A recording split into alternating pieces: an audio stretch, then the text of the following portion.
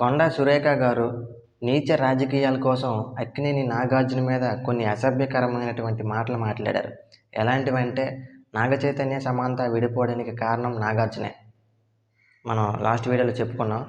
అయితే దీనికి హర్ట్ అయిన నాగార్జున గారు 100 కోట్ల పరువు నష్టం దావా కేసు వేశారు. మరి ఆ కేసు ఈరోజు నాంపల్లి కోర్టులో విచారణకు వచ్చింది.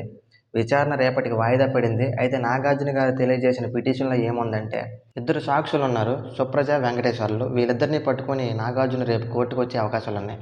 కేసు హీరింగ్కి వచ్చిన తర్వాత కొండా సురేఖ గారికి సామాన్లు జారీ చేసే అవకాశాలు ఉన్నాయి. మరి కొండా సురేఖ గారి తరపు లాయర్ ఏమంటున్నారంటే, మేము తప్పు చేయలేదు, తప్పు చేశాం అని చెప్పట్లేదు. ఏకంగా నాగార్జున గారిని, నాగార్జున తరపున లాయర్ని, ఆ విక్టిమ్స్ ఇద్దరిని బెదిరిస్తున్నారు. మేము కూడా మీ మీద కేసులు వేస్తాం. ఒక బీసీ మంత్రి మీద మీరు కేసు పెట్టడానికి మీకు ఎంత ధైర్యం? తప్పు చేసింది కాబట్టే నాగార్జున గారు కేసు పెట్టారు. మీకు ఆ దమ్ము ధైర్యం ఉంటే మీరు కేసులు పెట్టుకోండి. ఇలా బెదిరిస్తే మాత్రం కుదరదు. తెలంగాణలో ఆల్మోస్ట్ కాంగ్రెస్ పతనం స్టార్ట్ అయ్యింది.